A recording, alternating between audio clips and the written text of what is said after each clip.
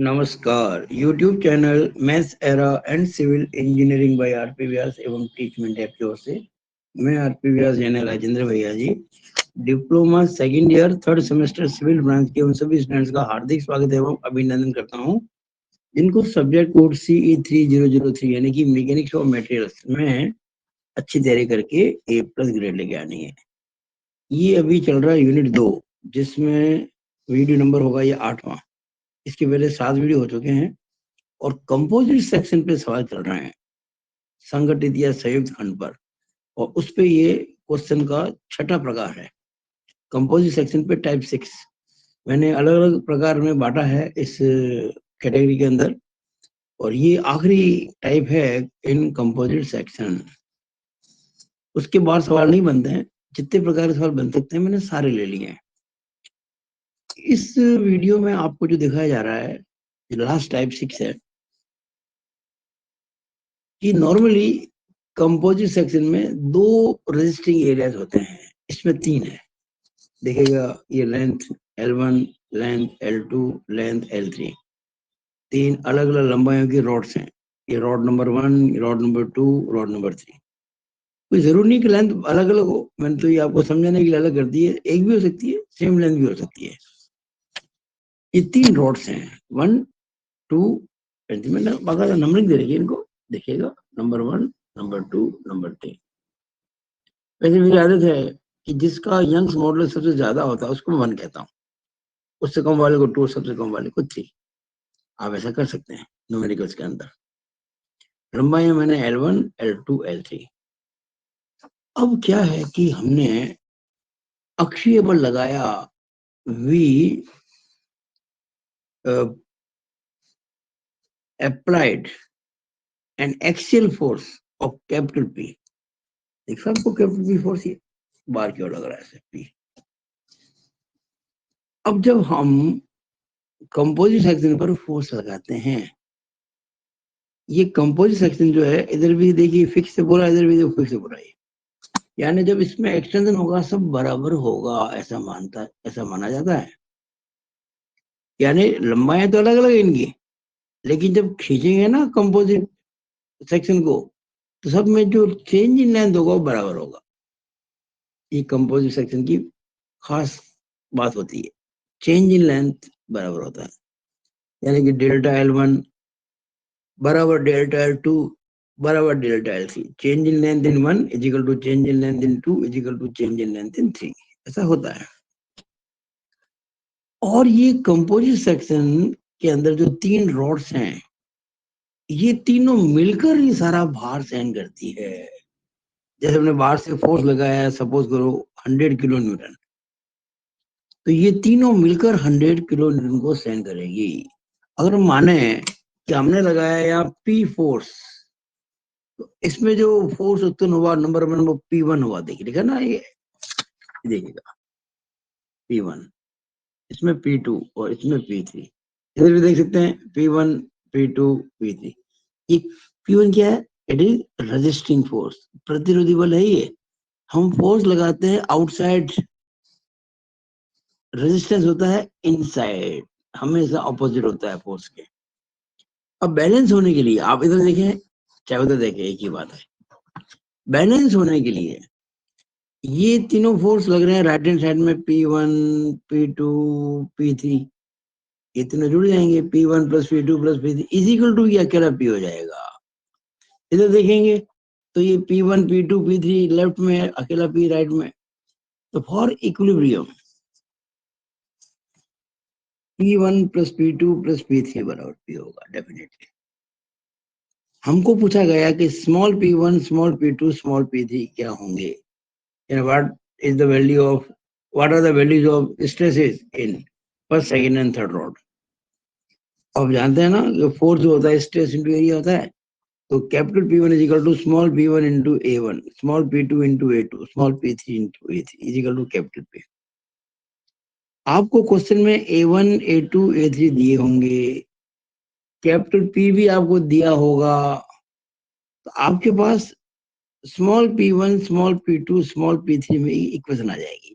You have an equation in small p1, small p2, small p3। ये number 1 equation है।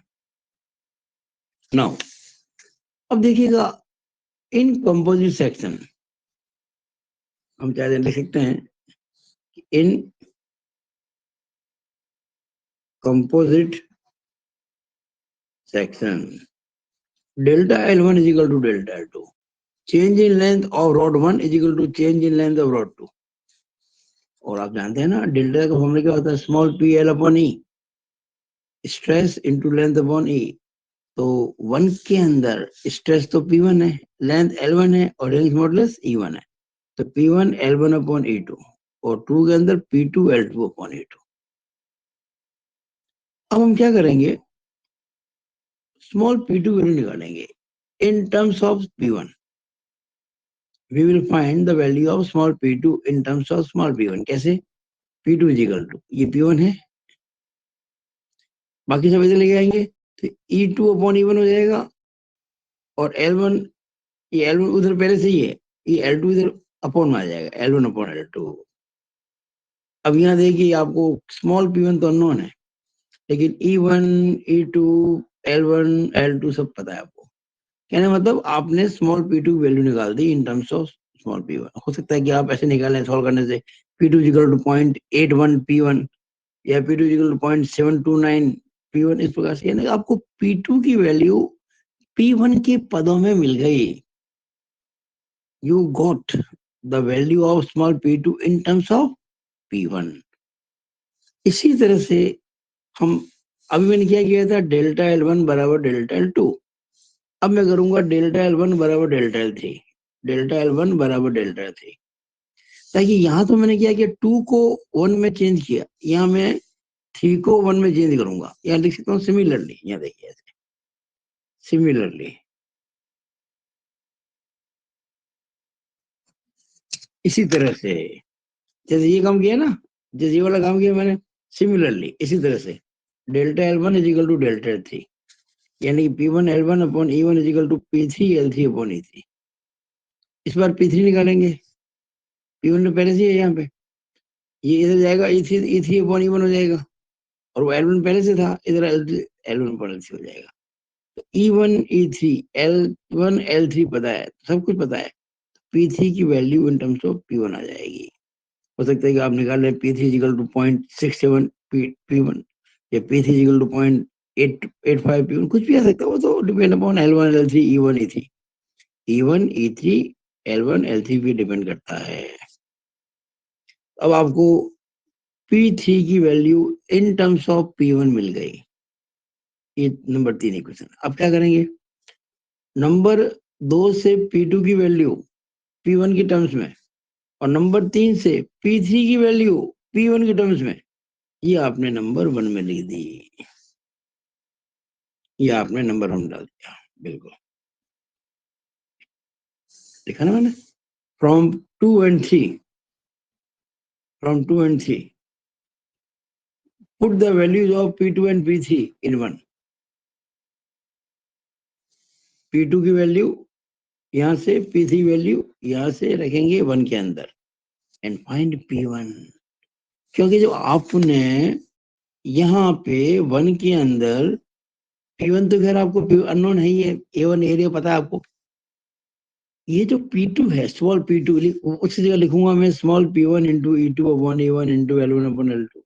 Actually ये लिखना नहीं आपको, सॉल्व करके, जैसे P2 इक्वल टू 0.75 P1 आया तो यहाँ लिखना है 0.75 P1, मान लीजिए P3 इक्वल टू 0.6 P1 आया तो 0.6 P1 लिखना है। और A1 A2 A3 आपको पता है पहले से, P भी आपको पता है।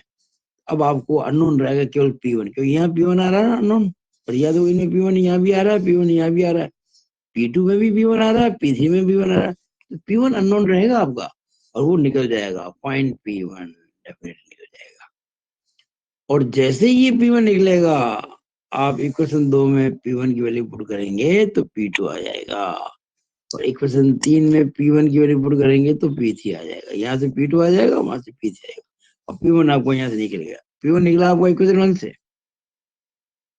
P2 निकलेगा इक्वेशन 2 से, P3 निकलेगा इक्वेशन 3 से, इससे आपको तीनों स्टेसेस पता पड़ गई, P1 P2 P3।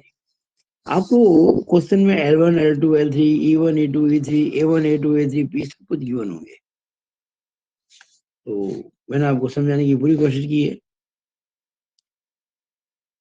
अब इसको ऐसे भी कर सकते थे सवाल को आप, कि मैंने जैसे किया था ना, ये P1 plus P2 plus P3 बराबर P, आप इसको ऐसे लिखते, अब स्ट्रेस नहीं करते, फोर्स लिखते आप। ये देखिए, फिर P1 L1 upon A1 E1 equal to P2 L2 upon A2 A2, फिर P1 L1 upon A1 E1 equal to P3 L3 upon A3 A3। तो इसी तरह से काम करते हैं। मैंने एरो इसी तरह से काम करना था आपको, जैसे कि ना, तो आपने स्ट्रेस के टर्म में किया या फोर्स के टर्म्स में है, और आप ये फोर्स भी निकाल सकते थे। और फोर्स जब निकल जाएगा तो फोर्स में एरिया का भाग लगा के स्ट्रेस निकल जाएगा। तो वो आपके लिए कोई दिक्कत की बात नहीं है, चाहे आप सीधे से निकालना है, चाहे पहले फोर्स निकालना है, फिर एरिया का भाग लगा के स्ट्रेस निकालना है। स्ट्रेस निकालने के लिए P1 upon A1 P2 upon A2, इस तरह से तो हो जाता है। अब आपके लिए मैंने एक होम असाइनमेंट तय किया है। ऐसे का मतलब होम असाइनमेंट। वैसे बता दूं, ये मेरी जो बुक है जिसकी पीडीएफ मैंने आपको दे रखी है, उसमें एग्जाम्पल 12 है। Example 12 in my book, page number 18 से 20 किताब के अंदर। और बुक की जो पीडीएफ भेजी ना, उसमें वैसे वो 2.58 2.60, ये भी पेज नंबर देख सकते आपको पीडीएफ के अंदर, 2.58 2.60। यानी मेरी दो सीक्वेंस दे रखी पेजेस की, 18 19 20 में मिलेगा वो, 18 से 20 तक। और यूं आपके 2.58 से 2.60, इन दो पेजेस के अंदर, तीन पेज में 18 19 20, 2.58 2.59 2.60, इन तीन पेजेस के अंदर ये पूरा एग्जाम्पल सॉल्व है। और ये एग्जाम्पल ये है, देखिए आपको एक फोर्स दे रखा है 200 किलो न्यूटन, और दे रखे हैं कि तीन रॉड्स हैं, एक तो स्टील की, एक जिंक की, एक एल्यूमिनियम की है। सॉरी, कॉपर, जिंक और एल्यूमिनियम, स्टील नहीं है कहीं पर भी इसमें। ये 1.3 इंटू 10⁵ न्यूटन पर एम स्क्वायर, ये 1 इंटू 10⁵ न्यूटन पर एम स्क्वायर, और ये 0.8 इंटू 10⁵ न्यूटन पर एम स्क्वायर। इस तरह से ये सबसे ज्यादा कौन सा है इसके अंदर, 1.3। इसको 1 कर देंगे, इसको 2 कर देंगे, इसी कर देंगे। तो इसी को हम कहेंगे 1, ई जेड को 2, ई एल्यूमिनियम को 3। आपको ये E1 E2 E3 मिल गया। लेंथ सब बराबर है, एल्यूमिनियम की, जिंक की, कॉपर की, लेंथ सबकी बराबर है। L1 बराबर L2 बराबर L3, कैंसिल हो जाएगी, कोई ज्यादा काम नहीं आएगी। और एरिया वो दे रखा है, 1 का मतलब कॉपर 500 mm², 2 का मतलब जिंक 750 न्यूटन पर mm², 3 का मतलब एल्यूमिनियम 1000 mm²। आपको क्रॉस सेक्शनल एरिया भी दे रखा है। तो आपको पता करना है कि फोर्सेस क्या होंगे। ये जो फोर्स लिया ना, कुल मिला के 200 किलो न्यूटन का आपको दे रखा है। 200 किलो न्यूटन के फोर्स में से ये तीनों प्रकार के जो मेटल कितना कितना रहेंगे, कॉपर, जिंक और एल्यूमिनियम, आंसर निकालना है। कॉपर का तो 59.09 किलो न्यूटन, देखो यहाँ में लिख रखा है। ये कॉपर है, इसको 1 कह रहे हैं, जिंक को 2 कह रहे हैं, एल्यूमिनियम को 3 कह रहे हैं। तो P1 P2 P3, copper, zinc, aluminium, इन तीनों को ये आंसर आ रहा है। 59.09, 68.18 और 72.73। इन तीनों को जोड़ेंगे ना, 200 आ जाएगा। हमने आपको आंसर दे दिया P1 P2 P3 का, और ये आपके लिए होम असाइनमेंट है। और आराम से करते, हिंट और दे देता हूँ। हिंट ये होगा कि P2 आएगा आपका 1.15381, P2 आएगा 1.1538 P1, और P3 आएगा 1.2308 P1। हिंट है आपके लिए। और पहली इक्वेशन तो होती है P1 plus P2 plus P3 बराबर 20, जो भी है ये ना पहली इक्वेशन। कितना फोर्स देगा आपको, 200, सॉरी। तो पहली इक्वेशन आएगी इसमें P1 plus P2 plus P3 बराबर 200। 200 1000 से गुणा कर देंगे, न्यूटन हो जाएगा। ये न्यूटन में आ गया। अब आप वो जो P1 P2 मिला है इन टर्म्स ऑफ P1, P3 मिला इन टर्म्स ऑफ, वो इसमें लिख देंगे, फिर आपको P1 मिल जाएगा, आंसर आएगा न्यूटन में, उसको भाग लगाएंगे 1000 से, आएगा आंसर किलो न्यूटन में, वही आ जाएगा 59.09। और जैसे ये P1 की वैल्यू रखेंगे आप किसमें, इक्वेशन नंबर 2 और 3 के अंदर, जो मैंने आपको दिया था ना, इसमें P2 बराबर है 1.15381 P1, तो P1 रखेंगे तो आपको P2 मिल जाएगा, और यहाँ रखेंगे P1 तो P3 मिल जाएगा। इस तरह आपको P1 P3 P1 P2 P3 तीनों प्राप्त हो जाएंगे। मुझे आशा है कि आपको अच्छा समझ में आया होगा। ये क्वेश्चन इस प्रकार का है, 3 इसमें क्रॉस सेक्शन अलग अलग है, लेंथ अलग, 4 लग रहा, जितना 4 लग रहा, 12 तीनों मिलकर उठाएंगे, तो P1 plus P2 plus P3 बराबर P, उसके बाद डेल्टा L1 बराबर डेल्टा L2 बराबर डेल्टा L3। पहले डेल्टा L1 को डेल्टा L2 के बराबर किया, और उससे हमने small P2 equal to small P1 की टर्म्स निकाला, फिर delta L1 equal to delta L3 किया, और उसमें हमने small P3 equal to small P1 into P3 upon इससे निकाला, यानी P3 की value in terms of P1 निकाली, यहाँ P2 की value in terms of P1 निकाली, ये सब वैल्यू यहाँ पुट की, P1 आ गया, स्मॉल P1 आ गया, स्मॉल P1 आते ही इसमें रखेंगे तो स्मॉल P2 आ जाएगा, यहाँ रखेंगे स्मॉल P3 आ जाएगा, और जब स्मॉल P1 P2 P3 आ गए तो उनको area A1 A2 A1 A2 A3 गुणा कर देंगे, तो capital P1 capital P2 capital P3 भी आ जाएंगे। ये आपकी प्रैक्टिस की बात है, जितना ज्यादा प्रैक्टिस करेंगे उतना ज्यादा होगा अच्छा आपके लिए। चाहे आप डायरेक्ट रिपोर्ट निकाल लें, इस तरीके से डायरेक्टली निकाल सकते हैं, कहाँ दिक्कत है। तो आशा करता हूँ कि आपने अच्छे से समझा होगा, और आप जो ये मैंने होम असाइनमेंट दिया है इसको आप अच्छे से कर पाएंगे। और ये शॉर्ट एग्जाम्पल भी मेरी बुक के अंदर, मेरी बुक की जो PDF दी है आपको मैंने, उसमें ये पेज नंबर 2.58 टू 2.60, ये 18 से 20 में आपको पूरा एग्जाम्पल सॉल्व मिलेगा, ये जो मैंने आपको होम असाइनमेंट डाला है। आंसर भी दे दिया आपको मैंने, इसका आंसर आएगा ये तीनों। It is all over about this video. Thank you.